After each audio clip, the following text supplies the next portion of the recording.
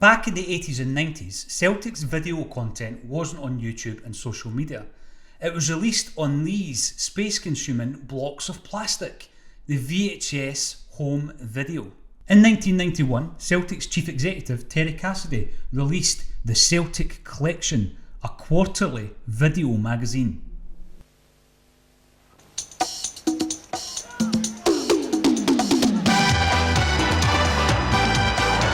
Hello and welcome to another first from Celtic. From the club that introduced the first weekly club newspaper in British football, we present the first regular video magazine, the Celtic Collection. They used to talk about the closed season in football, but Celtic Park was very much open for business right through the summer of '91. Everything about that intro screamed 1990s. The game show theme tune, Paul Cooney's desk with the telephone that will never ring. So where was Celtic at this point? The chief executive Terry Cassidy had just sacked Billy McNeill and he had replaced him with the rookie manager Liam Brady.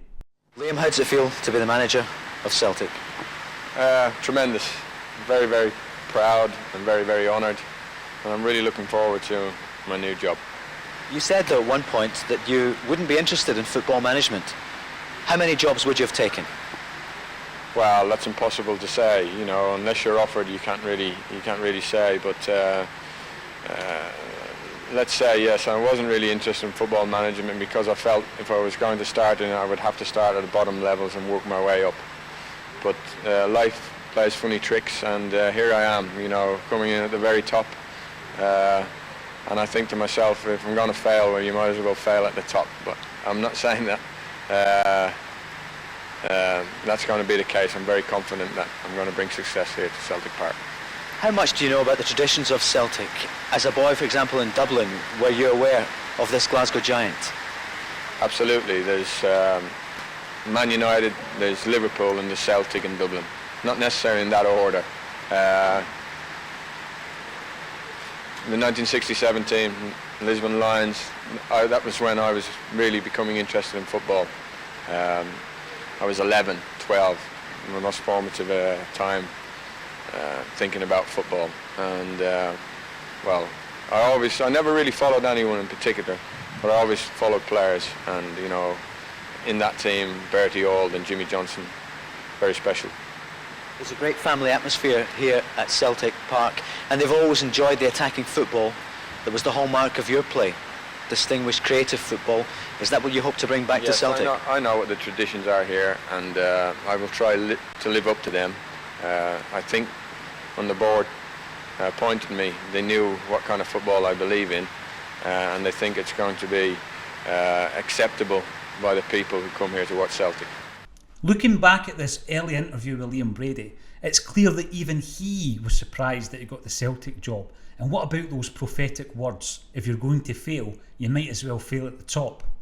Liam Brady, well aware of the traditions of Celtic and looking forward to the task of managing the club. Well, within days, the players were back to Celtic Park for training. And the first stop was Strathclyde Park. Under the watchful eye of a man introduced to Scottish football by Liam Brady, the new first-team coach, a former Irish international player, Mick Martin. 17, 16, Packy, come over here, 4, 5, 7, let's just have turning, 8, 9, Jack, Queen, 10, 11, header, volley, light ball, header, volley, let's walk on. I like to have a bit of a laugh, and I like to have a bit of fun, and I like to see them with a smile on their face, and I wind them up. And if they step out of line, I come down on them. But none of them have stepped out of line yet, so I haven't had the opportunity to be hard. Although you've done it for maybe 10 years or something, it's still always maybe the worst moment of the season, your first day at training. But it's something, once you're by the first day, you know, it's just a cruise from there. Now, you just had your first meeting, I take it, with the new manager, Liam Brady. What were your first impressions? He spoke very confidently, and he's a great player, and hopefully he'll be able to take all the experience he had as a player into his manager's job. Do you think the actual preparation for the season will change given the amount of experience he had in Italian football? Is he likely to introduce some ideas into the Scottish game here? Yes, I hope so, yeah. As I said, he's had a lot of experience abroad playing, and hopefully he can help all of the players at Parkhead at the moment to go from strength to strength, and hopefully play with a lot more confidence this year, and maybe get a steady rhythm through this season, maybe something we were lacking the last couple of years. Football back in the 90s seemed far more innocent. I mean, you could walk along to Strathclyde Park and see your Celtic heroes, guys like Dougie McHarrison, John Hewitt and Martin Hayes, training. When I look back on the training regime, it looks very basic, but how cool is the Umbro training kit? Soon to be added to that Celtic squad was a £1.1 million Irish striker Tony Cascarino, who we signed from Aston Villa. This was at a time when we already had 5 strikers: Charlie Nicholas, Darius Jakinowski, Jerry Craney, Andy Walker and Tommy Coyne. Some people calling you Tommy O'Coyne over here in Ireland. There's been a lot in the Irish papers and television and radio that you could be playing for Jack Charlton's team. How would you feel about it? Would you rather play for Scotland or Ireland? I don't have any preference, to be honest, Paul. I would be delighted to whoever asks me, if I get asked. It's nice to read a paper and people are putting you in that bracket, but you've just got to wait and see if the manager picks you. A lot of people have got an awful lot of respect for you, particularly since you took a lot of stick, you took a lot of criticism a year or so ago in the newspapers and television and radio at home. How did you feel about that? I think that's just par for the course with a job. I think if you're not doing well, you've got to expect to get some criticism, maybe undue in some parts, but you've just got to accept it and maybe have the last laugh when things go good. You think you'll be having the last laugh this season? I hope so, yeah. I'll be trying my best anyway. Pre-season meant a trip to Ireland, and there was familiar faces in the dugout with the new management team, with Brian Scott, Jimmy Steele, Neely Mockin and also Tommy Craig. Unfortunately for Liam Brady, Paul McStay, Celtic's captain and maestro, was injured in that pre-season trip to Ireland, and the captaincy was handed to Charlie Nicholas.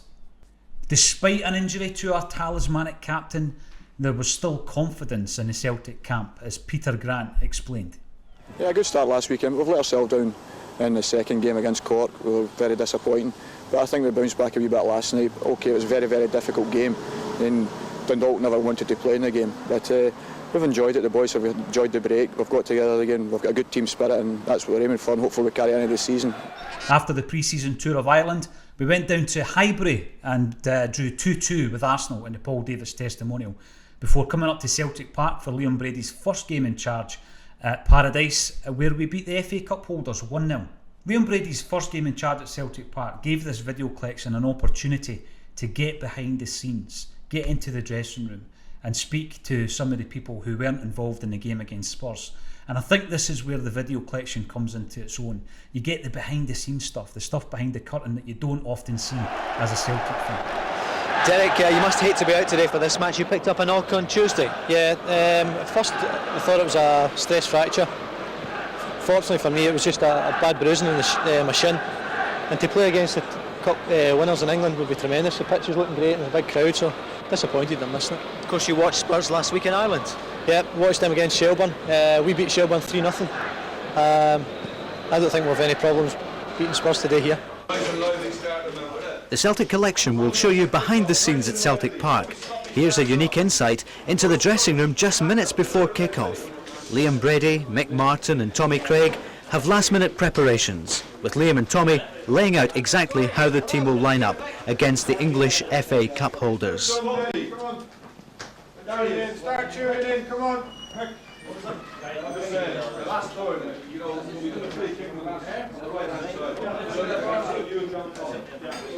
Very much. I thought it was quite a good game, a lot of good football played.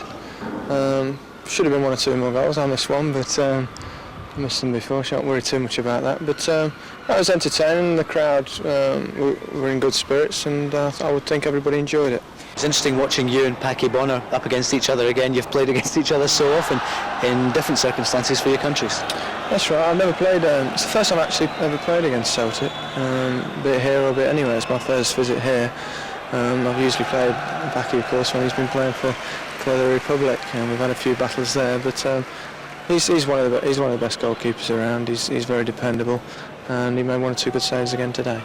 The collection did well to balance the game footage with interviews and behind the scenes footage, and it seemed to be well received by fans, as the reviews and the fanzines at the time would attest. Something, however, that got more of a mixed reaction from the supporters was the new away kit by Umbro, complete with its red, white and blue sponsor.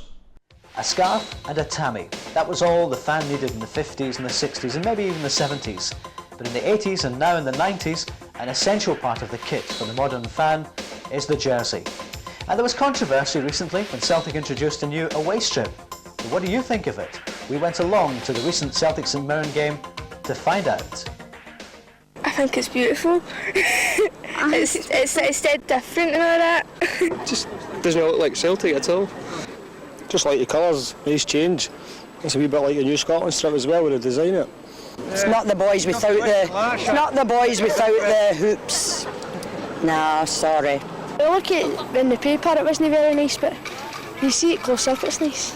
It's quite smart. I never liked it at first when I seen Bobby Murdoch wearing it, but that's no surprise with him wearing it. No, that's quite smart. Right. Well, it's a bit radical, but I'll go with it. No, it's quite good, and I like the way the triangle goes in it, and it's a good design. It's alright, it's not bad. We're a bit old, you see, so old people find change is different. The young ones take to change good. Rubbish. I don't know, it sort of grows on you a bit. It was shocking when it first came in, but I think it grows on you a wee bit. I think it's bogging. It's horrible. It's horrible. It's very nice.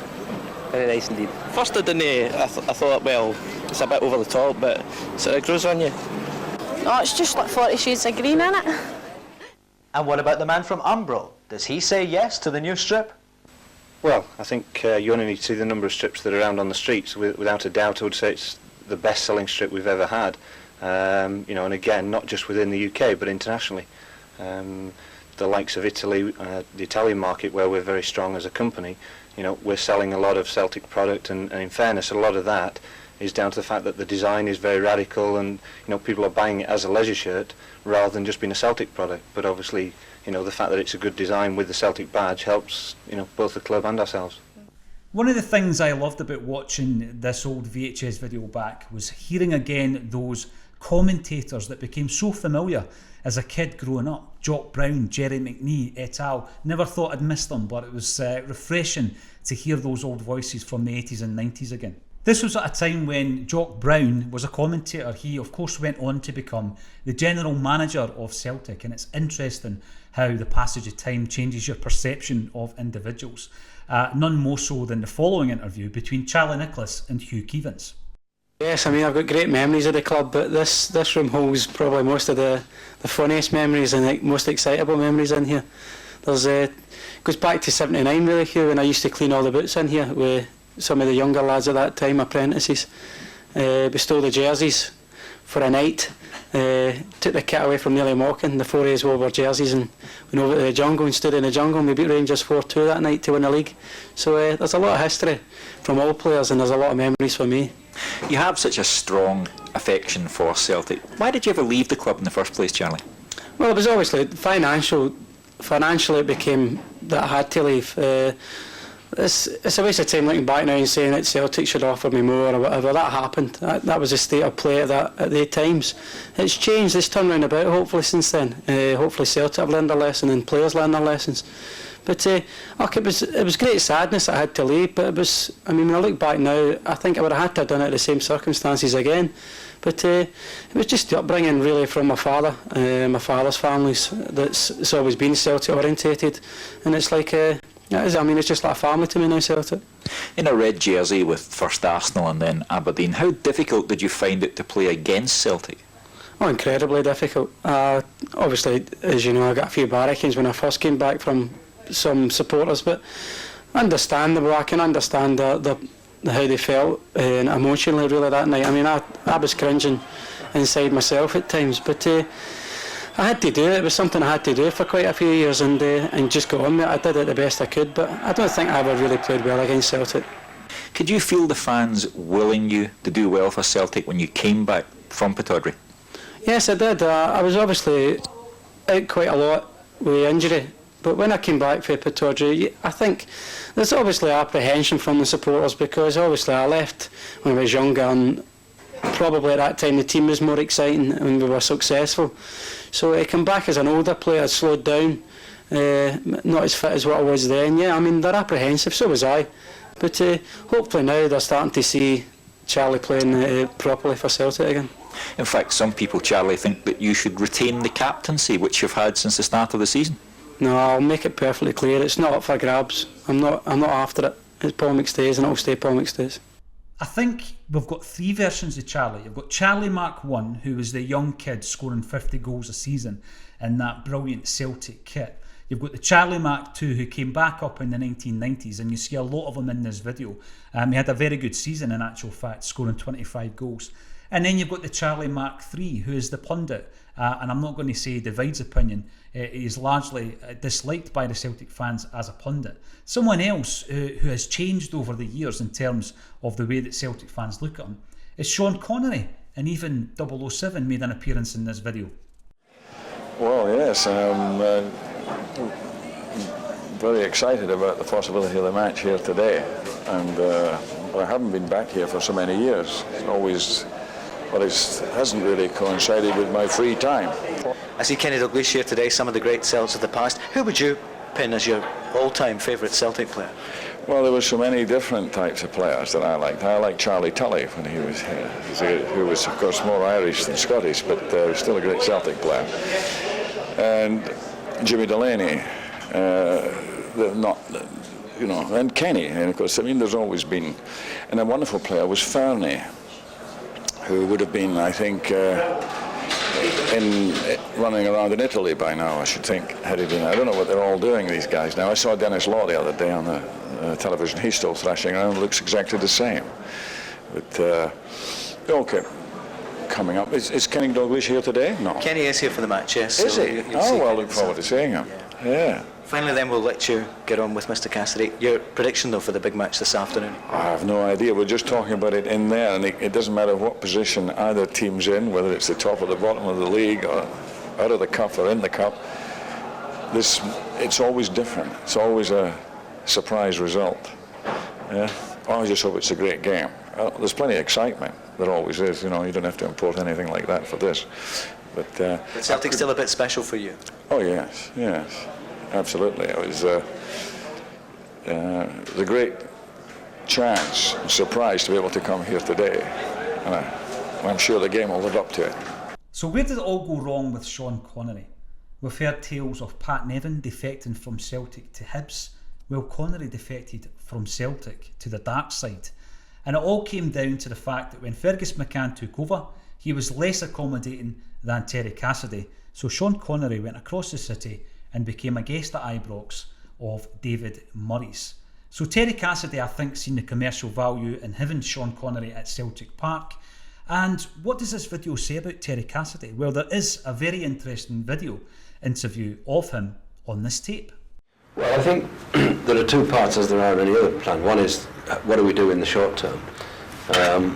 And that centres around, obviously, the lack of facilities that we have in the park. For example, we make it very difficult for people to buy Celtic products. All you've got to do is try and buy something in the shop on a match day, and you get 6 people in the shop and it's packed. We make it very difficult for people to buy something to eat. And if on a good day, if you're lucky, you'll get a bovril and a pie. So in the short term, we can look at trying to do something like that, and at the moment, hundreds of thousands, perhaps even millions of pounds, which should be coming to Celtic, are going to either pirate product makers or pie people along the way, which we should have. So in the short term, we can look at things like that. In the short term on the field, we obviously have to see what can be done, particularly in the way of domestic trophies, to be won with virtually the current squad. But hand in hand, both of those things, as far as the future is concerned, have got to be planned, which includes on the field as well as off the field. And I think within weeks of coming here, it seemed to me that it was, I guess, perhaps a 2-year job to plan for the future, to lay down the foundations, and then the idea being, 2 years after that, you'd be talking about perhaps a decade of success. I think that it would not be unfair to say that Liam Brady's now arrived at the same conclusion, because here we've got sufficient talent to do reasonably well in Scotland. and potential talent in some of the younger boys to do exceptionally well, given that period of planning and of course maturity on their part, both physical and mental maturity in getting to know the game. So whilst I think a lot of the fans might be thinking to themselves things haven't changed and here we go again, they have changed an awful lot, and I think that most of the fans that certainly I talk to or speak to understand that, and their analysis of Celtic Football Club and what's gone on and what goes on is quite astounding, actually. Anybody who thinks that Celtic supporters are a bit dumb, all they've got to do is read the letters that I get, and they're amazingly accurate in summing up, the club and where we are. Do you have a problem about Rangers? Do you think the club has a problem about Rangers? Some people undoubtedly are, both in the support and within the building. I think that there's a danger if you're not careful, you get hung up on that and you forget what you're about. And the real answer to the rivalry between Celtic and Rangers, or Celtic and anybody else, is to be better than them. That's the only answer. People can spend so many time brooding and thinking about it that they forget to get on with the job. And I'm a big believer. I'd rather have the opposition looking over their shoulders at me than me looking over my shoulder at the opposition. What we've had is people almost being happy to have said that this great club, and I think what we've got to get across to people is that it isn't a great club. It's a once great club, and what we're about is making it a great club again. The cynical side of me says that Terry Cassidy used an opportunity here to put his message across in the same way that the Celtic View did, and that is why Celtic supporters back then called it Pravda. But you've got to also admire the fact that he was forward thinking in launching a video magazine, the first club in Britain to do so, and of course the first club in Britain to launch a weekly magazine as well. Terry Cassidy walked in to a basket case of a club. I mean, you look at the decades of mismanagement at board level, and he had a massive task on his hands. But when you watch this interview, he's talking about the commercialisation of Celtic. He obviously had lots of plans, but he had an inept boardroom behind him. He was divisive, and ultimately he failed. Although this video collection was well received initially, it only ran for 4 volumes. You could pick them up for about a tenner at the time, but it was short-lived. And I think that when you look at the tenure of Terry Cassidy, the video almost outlived him as well. But it is always good to look back on these videotapes, and I think that there is a suggestion, because it's a Celtic release, that these types of things should be available on Celtic TV. I mean, what do you think? Leave a message in the comments section. Make sure that you also subscribe to the YouTube channel, because we are going to go through this entire dead stock VHS collection, and click on the notifications bell as well for further content on Axom's Retro Video Club.